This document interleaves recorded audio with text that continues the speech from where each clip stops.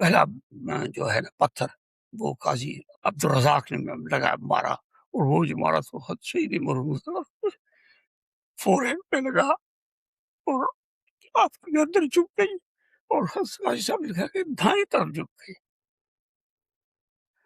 گئی۔ آپ نے بلند آواز سے کلمہ شہادت پڑھا کہ اشہد ان لا الہ الا اللہ واشہد ان محمد رسول اللہ، اور اس کے بعد آپ نے یہ آیت پڑھی سورہ یوسف کی کہ انت ولی فی الدنیا والآخرہ توفنی مسلما والحقنی بالصالحین۔ اس کے بعد بادشاہ نے پتھر مارا، اور جب بادشاہ کا پتھر چلنا تھا کہ اس کے بعد جمع غفیر نے اس پہ پتھروں کی وہ بچھاڑ کر دی کہ بس پتھر تھے، اور کہتے ہیں کہ ایک کوٹھے جتنے پتھر آپ کے اوپر جمع کر دیے گئے۔ مولا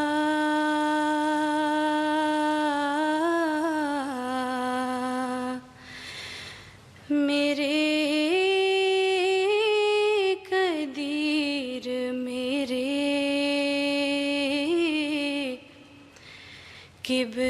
کبریا میرے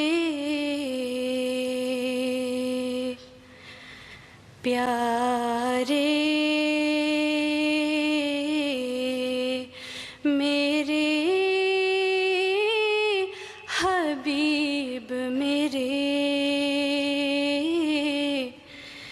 دل ربا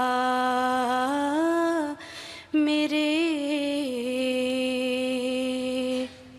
اعوذ باللہ من الشیطان الرجیم، بسم اللہ الرحمن الرحیم۔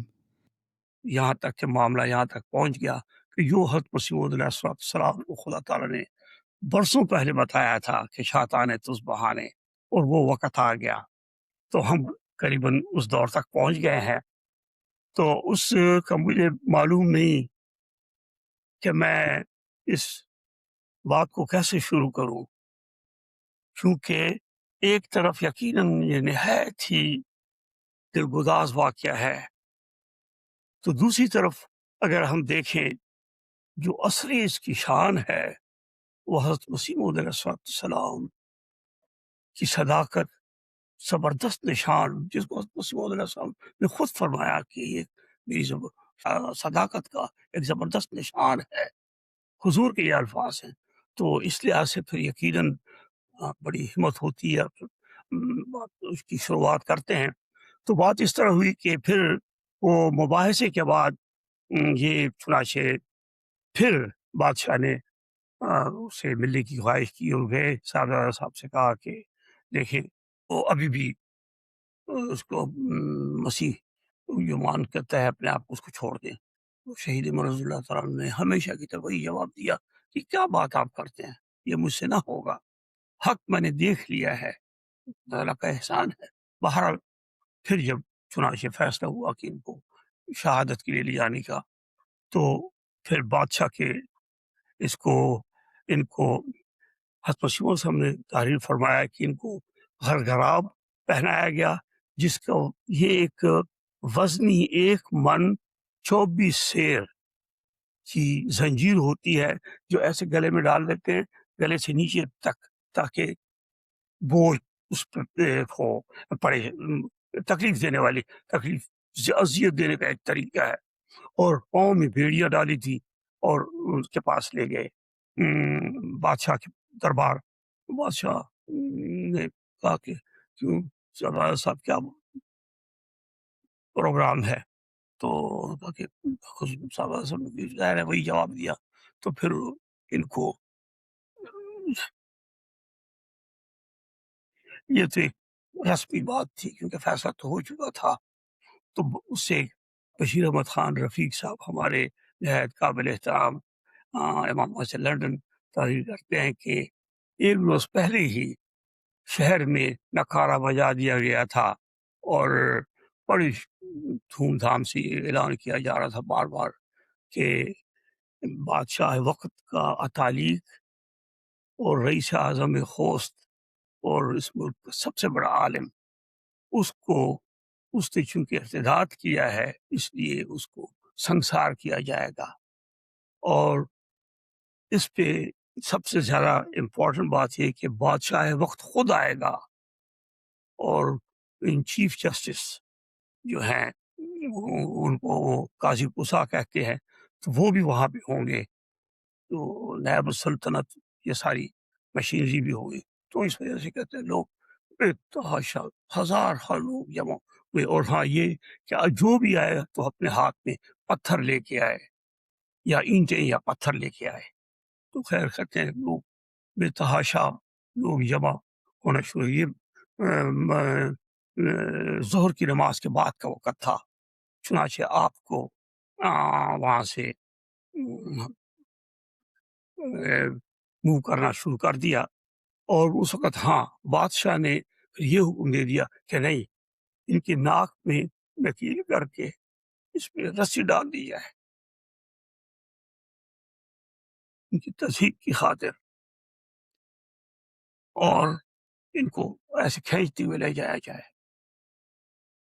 तो इमाम साहब कहते हैं कि जब उनको ले जा रहे थे तो मुझे वो वाक़या याद आया, किस तरह पर यहूद उलमा ने हज़रत मरियम के बेटे साहब हज़रत ईसा अलैहिस्सलाम को कोलकाता के मकाम तक ले जा रहे थे।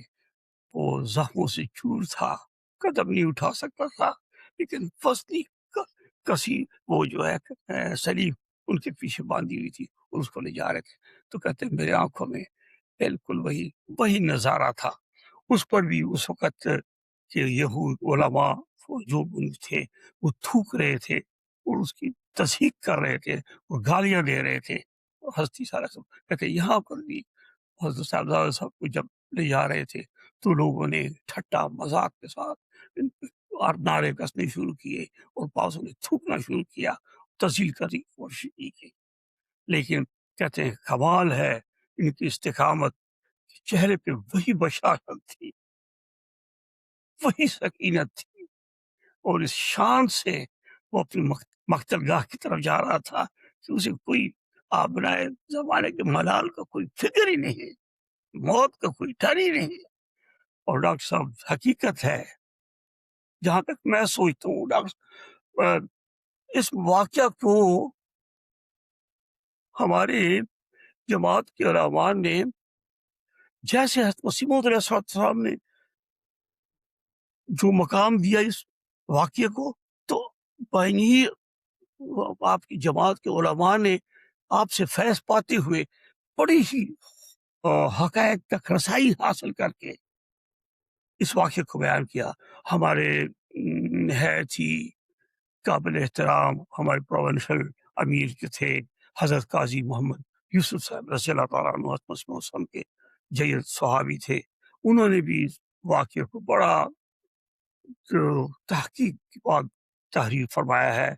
और जो हमारे इमाम साहब हैं इन्होंने भी बड़ी तहकीक के साथ, और मीर सैयद मीर मसूद अहमद साहब ने भी निहायत ही तहकीक की है इस पर।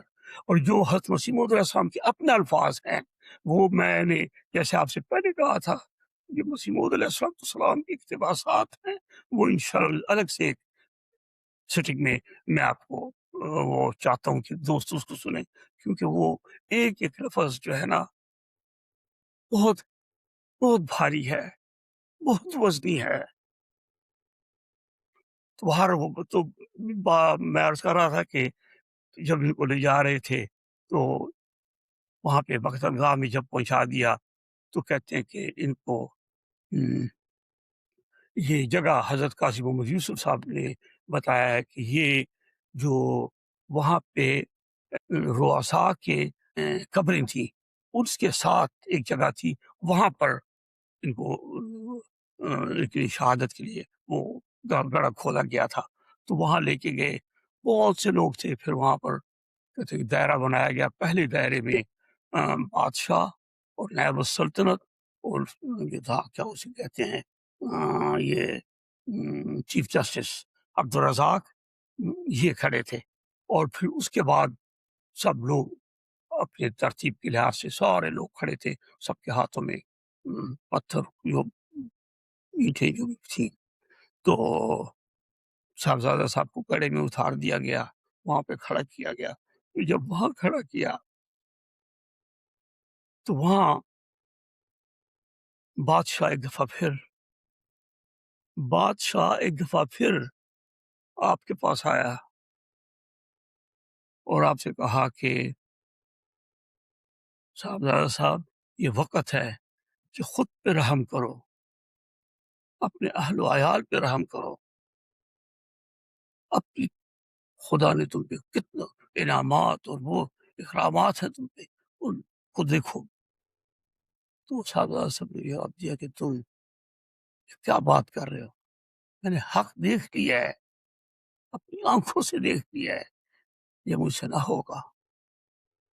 उस क्या बादशाह के अल्फाज यही थे कि वो जो कादियानी मसीह है, उसको छोड़। एक रिवायत ये भी है कि बादशाह आपके कान के करीब होके कहा कि बस मेरे कान में ही कह दो, मैं कह दूंगा। लेकिन ये रिवायत हज़रत मसीह मौऊद ने नहीं लिखी, ये भी एक रिवायत है। बहरहाल ये डॉक्टर साहब, मैं कहता हूँ कि ये वो वक़्त था कि जब मसीह मौऊद अलैहिस्सलाम की मोहब्बत, अकीदत और आपकी सदाकत ने मौत को मात दे दी। मौत शर्मिंदा हो गई। वो हरासा न कर सकी इस इस्तिकामत के बादशाह को। बहरहाल चीफ जस्टिस ने बादशाह से कहा कि आप पत्थर मारें। बादशाह ने कहा कि नहीं। उसके बाद शरीयत के बादशाह आप हैं, आप पहला पत्थर मारें। तो ये मुस्तनद बात यही है, क्योंकि हज़रत मसीह मौऊद अलैहिस्सलाम भी ये भी इसकी तस्दीक की है, और हज़रत काज़ी मोहम्मद यूसुफ साहब ने भी जो तहकीक की उसमें भी यही है। पहला जो है ना पत्थर, वो काज़ी अब्दुल रज़ाक ने लगा मारा, और वो जो मारा तो हद शहीद मरहूम फोरहेड पे लगा, और आपकी गर्दन झुक गई, और हज़रत काज़ी साहब ने कहा कि दाएं तरफ झुक गई, रुक गई। आपने बुलंद आवाज से कलमा शहादत पढ़ा कि अशहदु अल्ला इलाहा इल्लल्लाह व अशहदु अन्ना मुहम्मदुर रसूलुल्लाह, और उसके बाद आपने ये आयत पढ़ी सूरह यूसुफ की कि अंता वली फिल दुनिया वल आखिरा तवफ़्फ़नी मुस्लिमन वल्हिक़नी बिस्सालिहीन। उसके बाद बादशाह ने पत्थर मारा, और जब बादशाह का पत्थर चलना था कि उसके बाद जमे गफीर ने उस पे पत्थरों की वो बुछाड़ कर दी कि बस पत्थर थे, और कहते हैं कि एक कोठे जितने पत्थर आपके ऊपर जमा कर दिए गए। और हजरत काजी मोहम्मद यूसुफ साहब लिखते हैं कि इमाम हुसैन पर भी तीरों की बुछाड़ की गई थी, वो भी कलमा गो थे, और साहबजादा अब्दुल लतीफ पर भी पत्थरों की बुछाड़ की कर दी गई, ये भी कलमा गो थे। बहरहाल आपकी शहादत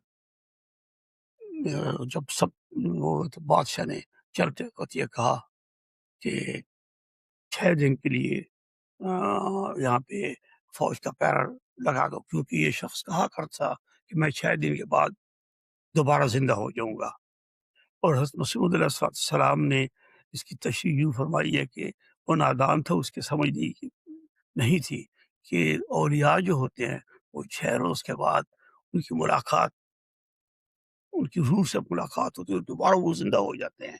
और वो जो है, बल्कि हज़रत मसीह मौऊद साहब ने यहाँ तक फरमाया कि वो उस वक़्त फ़रिश्तों से हाथ मिला रहा था। इमाम बशीर अहमद खान रफ़ीक साहब ने लिखा है कि हालाँकि वहाँ पर अब ये अफ़गानिस्तान का तरीक़ ये है कि वहाँ पर जिसको भी संसार किया जाता है, तो फिर वो पहरा सिर्फ़ 3 दिन तक रहता है, लेकिन यहाँ पर 6 दिन के लिए खैर पहरा लगाया गया।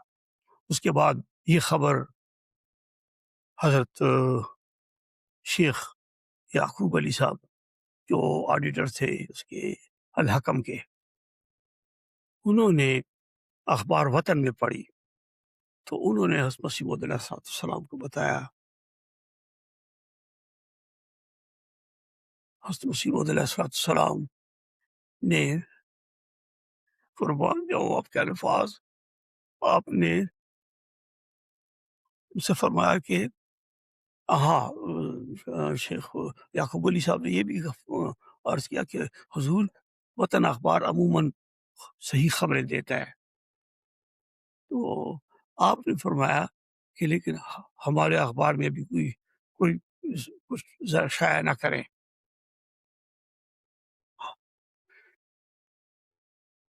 انشاءاللہ العزیز ہم خود لکھیں گے.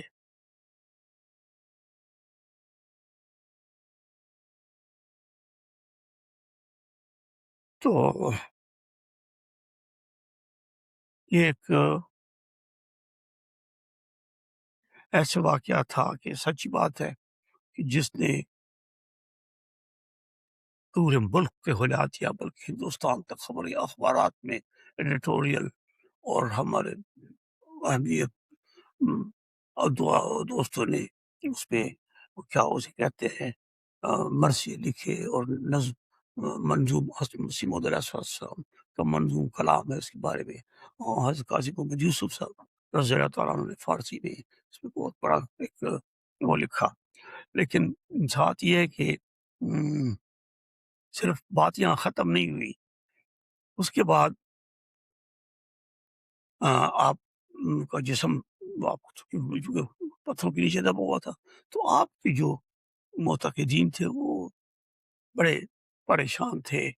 اور ان میں سے سید احمد نور صاحب جو بعد میں افغان قادیان تشریف لے آئے، وہ کہتے کہ میں نے کہا کہ جیسے بھی ہو میں صاحبزادہ صاحب کا جسم وہاں سے نکالوں گا. تو کہتے میں نے وہاں جانے کی کوشش کی، لیکن جب میں نے اس سے کابل کی طرف جانے کی کوشش تو وہاں پر شمل خیل کی کوئی پیرا وغیرہ لگا ہوا تھا. تو کہتے انہوں نے مجھے کہا کہ کیا، میں نے اس کو کہا کیسے؟ تو کہتے اس نے مجھے ایسے کہا کہ نام لے لو، جو کوئی نام بھی لیتا ہے تو اس کی خیر نہیں ہے. تو سید احمد نور صاحب کہتے ہیں کہ میں نے کہا کہ میں نے اس کو 200 روپئے دیے. میں نے کہا کہ وہ میرا استاد تھا، میں بہت بے چین ہوں، میں جانا چاہتا ہوں، صرف مجھے اتنا بتا دو کہ کس جگہ پہ یہ واقعہ ہوا ہے. کہتے کیونکہ یہ خبر بھی نہیں کسی کو ہونی دی تھی کہ کس جگہ پر آپ کو وہ کیا گیا ہے، شہید کیا گیا ہے. تو کہتے ہیں پھر اس نے مجھے بتایا کہ یہ جو ہے اس طرف بازار جہاں یا کوئی ایسے نام تھا جہاں پہ روسا کی قبر ہونا کہتے یہاں پہ ہے. تو کہتے میں نے بس پھر وہاں میں نے کہا اچھا میں وہاں جاؤں گا. تو بڑی دیر کہتے کہ چند روز کے بعد جب میں کہتے بڑے خیالات آتے رہے، بڑی پریشانی تھی کہ میں پھر کہتے میں نے پھر سوچا کہ میں یہ کر تو رہا ہوں، لیکن کہیں اس سے صاحبزادہ صاحب خوش بھی ہوں گے یا نہیں. میں ان کی قبر کو نکالوں، کو قبر سے نکالوں. لیکن کہتے ہیں میں نے حضرت مسیح موعود علیہ السلام کی برکت سے یہ سیکھا تھا کہ جو ایسا مشکل مرحلہ ہو تو پھر تو ایک ہی بات ہے، دعا اور استخارہ. کہتے ہیں میں نے دعا کی اور میں نے استخارہ کیا، تو میں نے کشف میں دیکھا کہ حضرت صاحب کرسی میں پڑے ہیں اور وہ ہے بڑی نکلنا چاہتے ہیں. تو کہتے بس مجھے تسلی ہوئی کہ ٹھیک ہے. بس پھر میں نے ارادہ کر لیا، اور میں نے کہا کہ جب میں وہاں پہ پہنچا تو کہتے میں نے دیکھا کہ تو اتنے پتھر، ایک کوٹھے جتنے پتھر اس پہ، کہ کیا یہ میں کر بھی سکوں گا؟ کہ میں نے کہتے ہیں کہ یہ ابھی خیال میرے دل میں آیا ہی تھا. میں نے کہا کیوں نہیں کر سکوں گا، ضرور کر سکوں گا، یہ بھی مار دیں گے نا. کہتے کہ میں ابھی یہ سوچ رہا تھا کہ وہاں پر میری نظر پڑی ایک حوالدار پر. جو حضرت شہید مرحوم رضی اللہ تعالیٰ عنہ کا وہ تھا، شاگرد تھا، مرید تھا. تو کہتے میں اس کے پاس گیا، میں اسے جانتا تھا. تو میں اس کے پاس گیا، میں نے اس کو، تو کہتے اس نے مجھے کہا کہ کہتے وہ بہت رویا، رو رو کے کہنے لگا کہ میں تو ہمیشہ سوچتا ہوں لیکن مجھ میں ہمت نہیں ہے، میں کیا کروں. تو وہ کہتے میں نے ان کو ہمت ہے کیوں نہیں میرے ساتھ ہو. جو کہتے میں بس ٹھیک ہے آپ ساتھ ہو، ٹھیک ہے. اچھا کہتے بس وہ میرے ساتھ ہو گیا. اس نے کہا کہ نہیں آپ رک جائیں ایک منٹ، میں اس طرح کرتا ہوں کہ کچھ آدمی میرے ہیں اپنے، میں ان کو بلاتا ہوں. تو میں نے کہا اچھا. کہتے اس نے اپنے چند آدمیوں کو بلایا. تو دوسرے روز ہم وہاں پہ گئے، اور رات کے وقت، دن کے وقت رات کے وقت. ہاں کہتے کہ ایک یہ ہے کہ وہاں پر ایک امریکہ جو ہے نا فوجیوں کی ٹرم ہے میگزین، اسے کہتے ہیں، شاید پاکستان میں بھی ہوا کرتی ہے. کچھ فوجی باقاعدہ ایک چوری سی بنا دیتے ہیں ٹیمپری قسم کی، وہاں پہ اپنی ایک مختصر سی فوج سے رکھ لیں. کہتے ہیں وہاں پر ایک میگزین کو قائم کر دیا گیا تھا، یا کوئی یہاں مطلب کہ اس کو نکال نہ لے. تو کہتے ہیں کہ وہ دور سے قبر سے دور تک، دور فاصلے پہ. تو اس وقت اس نے، کہتا ہم وہاں پہ گئے، میں گیا دوسرے دن. تو کہتا میں دیکھتا رہا لیکن وہ آدمی حوالدار آیا نہیں. تو میں نے کہا کہ یار یہ تو اس نے تو میرے ساتھ شاید غلط بیانی کی. لیکن پھر جو میں نے سوچا، اس کی حالت جو میں نے دیکھی، تو میں نے کہا نہیں غلط بیانی تو نہیں کر سکتا. لیکن میں نے کہا چلے مجبوری ہوگی، سروس کا آدمی ہے. تو کہتے میں نے کہا کہ بس کوئی بات نہیں، یہ تو ایک کوٹھی کے پتھر ہے، ایک کوٹھی جتنے پتھر ہیں، دو کوٹھی جتنے پتھر بھی ہوں گے تو میں انشاءاللہ میں وہ ان سے اپنی سب کی لاش وہاں سے نکالوں گا ضرور. تو کہتے میں اب یہ سوچ رہا تھا کہ میں دیکھتا ہوں کہ حوالدار صاحب آ گئے، اور اس کے بعد 3-4 آدمی بھی تھے. تو اس میں ملک خان بادشاہ بھی تھے، جن کا میں نے ذکر کیا تھا کہ مسیح موسم کی جب وہ کی تھی پید کی، تو شہد خون کے ہاتھ پہ ملک خان بادشاہ نے ہاتھ رکھا.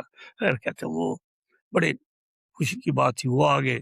بس کہتے ہم نے ایک آدمی کو وہاں پہ ڈیوٹی پہ لگایا کہ دیکھو یہاں سے فوجی یہاں سے اگر گزرے، ہاں جی، تو پھر ہمیں اطلاع کرنا، ہم تاکہ چھپ جائیں پھر.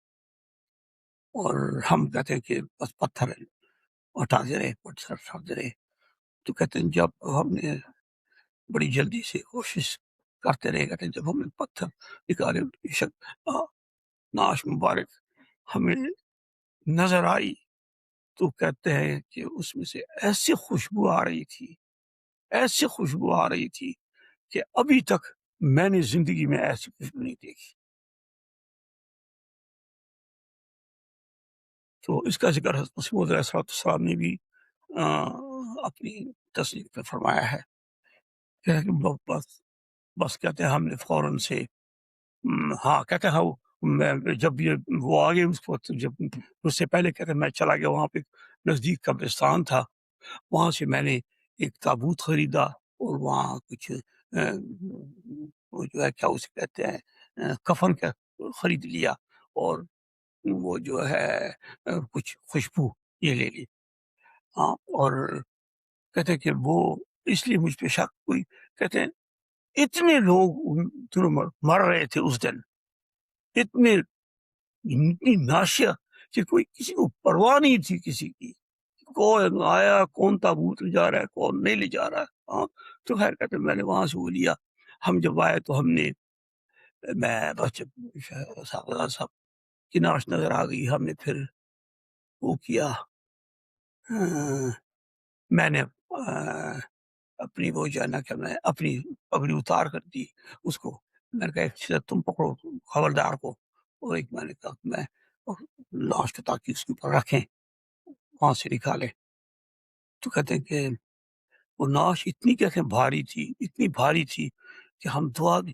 تو کہتے ہیں میں نے اس وقت کہا کہ یہ بددا، یہ وقت بھاری ہونے کا نہیں ہے، دادا ہم بہت تکلیف میں ہیں.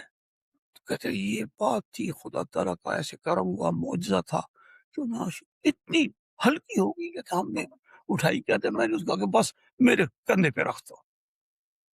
جب تابوت میں رکھ گیا کہتے میں نے کہا، اسے کہا کہ نہیں نہیں خیر بارہ. کہتے ہیں ہم دونوں نے تابوت وہاں سے اٹھایا تو نزدیک جو قبرستان تھا، ہاں جی، وہاں پر ہم نے وہ جو ہے کیا نام ہے ان کو دفنا دیا. اور 40 دن تک کہتے ہیں کہ آپ کا جسم جو تھا نا وہ پتھروں کے نیچے پڑا ہوا تھا. 40 دن تک. 40 دن کے بعد کہتے ہیں ہم نے پھر وہ جو اچھا ہاں کہتے ہیں ہم لے گئے اس قبرستان میں جو حضرت سادات عبداللطیف کی فیملی کی پرانا، یعنی ان کی فیملی کا پرانا قبرستان تھا. کہتے ہیں ہم نے وہاں پر نا ان کو دفن کر دیا.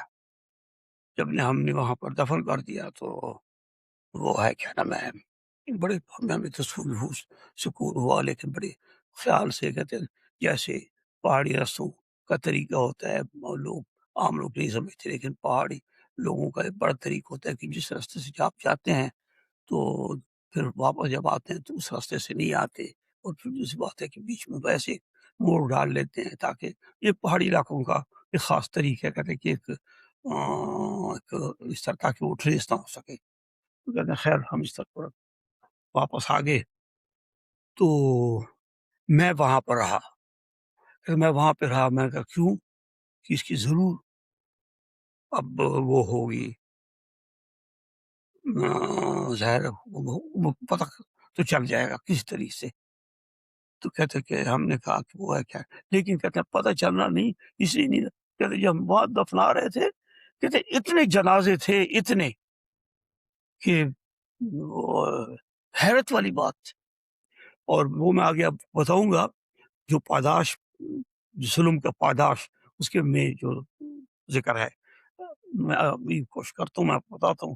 تو کہتے ہیں خیر جی وہاں پر جو ہے کیا نام ہے ہم نے وہاں پہ دفنا کے جب آگے، لیکن میں کہتا میں کابل میں ہی رہا. میں نے کہا کہ میں جاتا نہیں، کیونکہ اگر تفتیش ہو جائے تو خدا نہ خواستہ ایسے نہ ہو کہ مطلب یہی تھا کہ شہید مرحوم صلی اللہ علیہ وسلم کی نعش کو کوئی وہ تکلیف نہ پہنچائے، اور یہ نہ ہو کہ میں نے بے وفائی کی. میں ادھر ہی رہا، میں نے کہا کہ میں موجود ہوں. تو خیر کہتے ہیں کہ ابھی 1 سال گزرا تھا کہ ان کے ایک اور شاگرد ملا میرو، جس کا میں نے ذکر کیا تھا، جس کا بیٹے کا میں نے ذکر کیا تھا، فوت ہوا تھا جب حضرت شہید مرحوم اس کے جنازے پہ گئے تھے.